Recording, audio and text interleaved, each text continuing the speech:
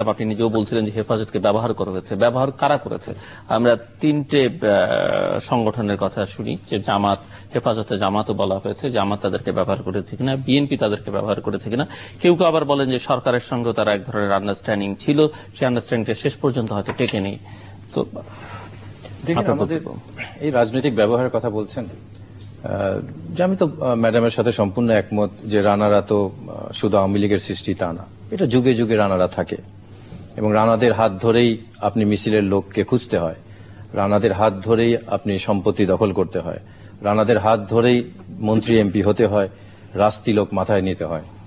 তো এটা চলছে, কিন্তু আমাদের সমস্যাটা হচ্ছে কি, আমাদের রাজনীতিবিদটা হচ্ছে মৌমাছির মতো, এরা ফুলে ফুলে ঘোরে এবং শুধু মধু নেয়, বিষ কিন্তু নেয় না।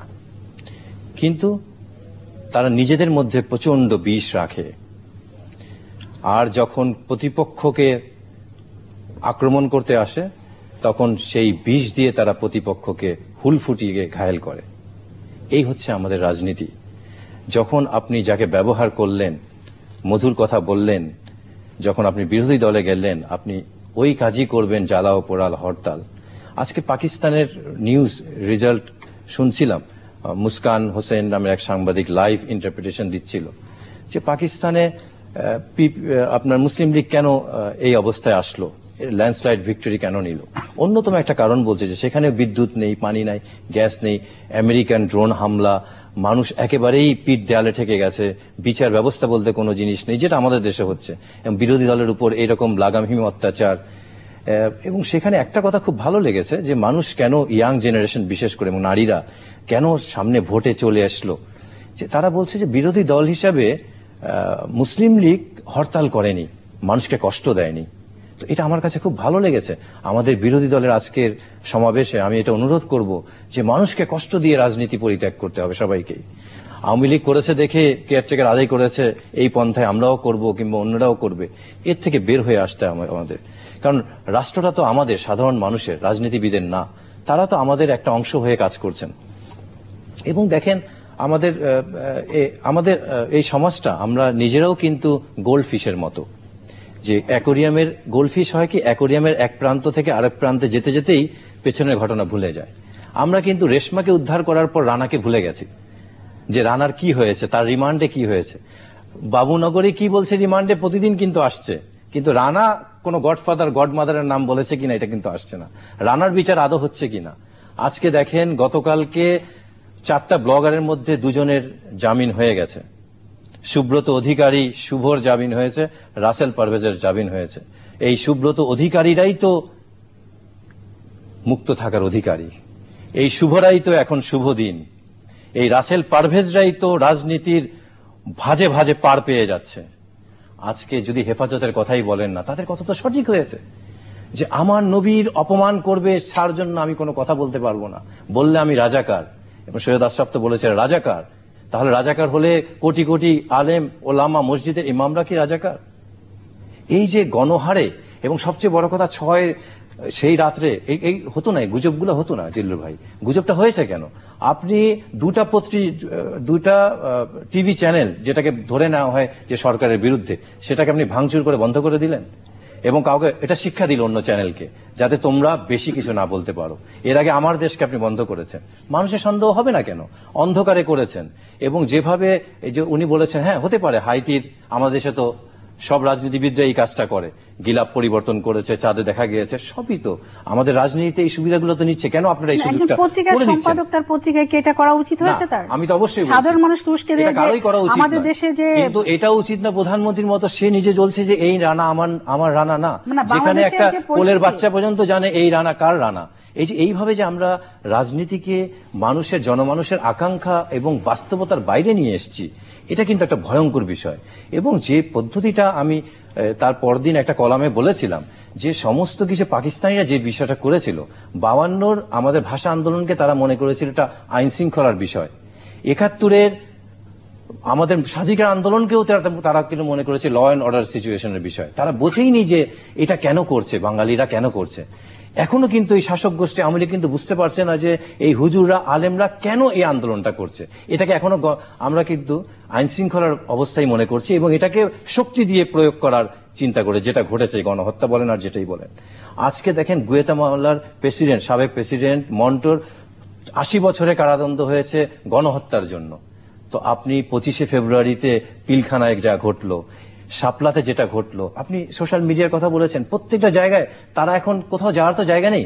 তারা যেটা বলছে, শাপলাকে বলছে শাহাদাত চত্বর, তাদের কাছে এটাই শাহাদাত। দুনিয়াতে তারা তো কিছুই পাচ্ছে না, তাদেরকে তো আপনি আমন্ত্রণ করবেন না হুজুরদেরকে, আপনি তো কোথাও তাদেরকে বসে দাওয়াত খাওয়াবেন না। এবং তারা যে ঘুমিয়ে আছে সব শিশুর পিতা, সব শিশুর অন্তরে, তাদের অন্তরে যে শিশুর পিতা ঘুমিয়ে আছে এটাও তো স্বীকার করেন না। তারা যে রাষ্ট্রে কোনোদিন ক্ষমতায়ন করতে পারে এটা আপনি স্বীকার করেন না। তো তারা পরকালকে নির্ভর করে। এই পরকালও যখন তাদের চলে যাচ্ছে, তারা যখন মনে করে তখন তারা সংক্ষুব্ধ হচ্ছে, যার জন্য তারা নাম দিয়েছে আপনার শাপলা চত্বরকে শাহাদাত চত্বর। এটা বুঝতে হবে যে আপনাদেরকে হেফাজতকে ঘিরে যে রাজনীতি করবার প্রথমত হচ্ছে, আমি যেটা প্রথমেই বলছি একদম শুরু থেকেই, গত লং মার্চের সময় আমি কলামে বলেছি যে হেফাজতের আন্দোলন কখনো কোনো শক্তিকে রাজনীতি করার সুযোগ দেওয়ার আন্দোলন হতে পারে না। মুসলমানের এই যে ফিলিংটা, মূল দাবিতে একটাই যে আমার নবীর অপমান করেছে, তার বিরুদ্ধে আমি বিচার চাই। অন্যান্য যেটা, ওটা তো তার ট্রেডিশনাল দাবি তারা ঢুকিয়ে দিয়েছে এবং ওটা নিয়ে অনেক আলোচনা হয়েছে। এবং এটা সরকার পতনের আন্দোলন করা যাবে না। সবচেয়ে বড় কথা যে আমার নবীকে অপমান করেছে এই জন্য আমি সরকারকে পতন করব, এটা কি করে হয়? আর বিএনপি করছে, হ্যাঁ, এবং বিএনপিও দেখেন 48 ঘন্টার আলটিমেটামটা দিয়েছে এই 5ই মের অবরোধকে সামনে রেখে, এবং তারা কিন্তু হিসাব করেই করেছে। কেন আমার নবীর অপমানের বিষয়ে সাথে বিএনপির ক্ষমতায় আসার কেন সম্পর্ক থাকবে? আর সবচেয়ে বড় কথা হচ্ছে যে আপনি এই ইস্যুটাকে নিয়ে আপনার রাজনীতিতে কেন ব্যবহার করবেন? উভয় পক্ষ কেন ব্যবহার করবেন? আপনি হরতাল দিয়ে আপনার নেতারা টিভি দেখে বাসায় বসে আর 2-3টা পটকা ফুটিয়ে আপনি হরতাল সফল করেন, এর নাম যদি রাজনীতি হয়। আর বাসে মানুষ পুড়িয়ে যদি সহিংসতা করেন, এর নাম রাজনীতি হয়। তো আপনি আপনার নেতারা কেন সামনে এসে মিছিল করেন না, আত্মহুতি দেন না? কারণ হচ্ছে বড় দলগুলা এমন জায়গায় পৌঁছে গেছে, এরা ছিল সাধারণ রানাদের মতো।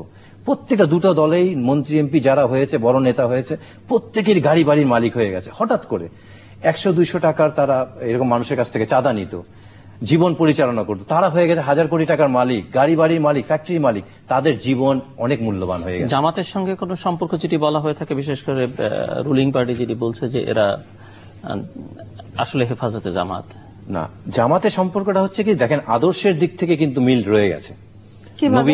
নবীর বিষয়টা, নবীর বিষয়টা যখন আপনি প্রশ্ন নিয়ে আসলেন, আপনি জিল্লুর ভাই, আমি প্রত্যেকেই কিন্তু এই বিষয়ে যত কথাই বলেন না কেন, এটা আমাদের ইমানের একদম বেসিক স্ট্রাকচার। এই জায়গায় যদি কেউ বিমত করে, এবং আলেমরা মার খেয়েছে, আমরা হাসাহাসি করছি, নিরীহ মানুষের উপরে সশস্ত্র আক্রমণ করে বড়ত্ব দেখানোর যে সংস্কৃতি আমাদের দেশে, বাহাদুরির সংস্কৃতি, এটা করলে যে আমার ইমানের প্রতি ক্ষতিগ্রস্ত হতে পারে, এটা কিন্তু ভয়ঙ্কর একটা বিষয়। আপনি আলেমরা মারা যাচ্ছে আর আমি হাসি ঠাট্টা করছি, আমি খুশি হচ্ছি, এটা কিন্তু একটা ইমানের বিপর্যয়। এখন জামাত তো এই সুযোগ নিবেই, জামাতকে আপনি সুযোগ করে দিয়েছেন। এবং দেখেন যেটা বলা হচ্ছে, আজকে যদি বলি, আপনি আমাদের ঢাকেশ্বরী মন্দিরে হিন্দুরা গিয়ে মূর্তি ভেঙে ফেলেছে, 32 নম্বরে আওয়ামী লীগের লোকজনরা বিক্ষুব্ধ হয়ে বঙ্গবন্ধুর প্রতিকৃতি ভেঙে ফেলেছে, কেউ বিশ্বাস করবে? আর যে ছেলেটা রাত 3টার সময় উঠে আল্লাহর কোরআনকে বুকে ধারণ করে পড়াশোনা করে, সেটার জন্য জীবন দিতে যায়, সে কোরআন পোড়াবে? এটা কোনোদিন কে পোড়ালো? যেখানে আন্দোলন, যেখানে সমাবেশ হয়েছিল মতিঝিল, সেটা ছিল উত্তর গেট থেকে 2 থেকে 3 কিলোমিটার দূরে, আর এটা থেকে 50 থেকে 60 গজ দূরে ছিল আওয়ামী লীগের অফিস, যেটা অ্যাটাক হয়েছিল, সেই দিন প্রথম আলোর হেডলাইন হচ্ছে, বহুল প্রচারিত দৈনিকে আগ্নেয়াস্ত্র হাতে যুবলীগ ছাত্রলীগের লোকজনকে গুলি করতে দেখা গেছে এবং পিটিয়ে মারা দেখা গেছে। হুজুরদেরকে কিভাবে পিটিয়ে মারা হচ্ছে এটা স্যাটেলাইটে দেখানো গেছে। তো এটা কিন্তু পত্রিকা ভুলে গেছে, কারণ ক্ষমতার মোহ প্রত্যেকের মনে যেভাবে ভয় জন্মেছে, যে আমি কথা বললেই, দেখেন সেদিন কিন্তু এম কে আনোয়ার বলেছে যে দেবাশিস বিশ্বাস নামের একজন স্বেচ্ছাসেবক লীগের, সে এটা করেছে, সঙ্গে সঙ্গে এম কে আনোয়ার পালিয়ে গেল। আজকে পার্থর বাসায় পুলিশ, খোকার বাসায় পুলিশ। তো আপনি এত নিষ্পেষণ করে, তো সিনিয়র রাজনীতিবিদ যদি ইনি বলেন যে একজন এই দেশ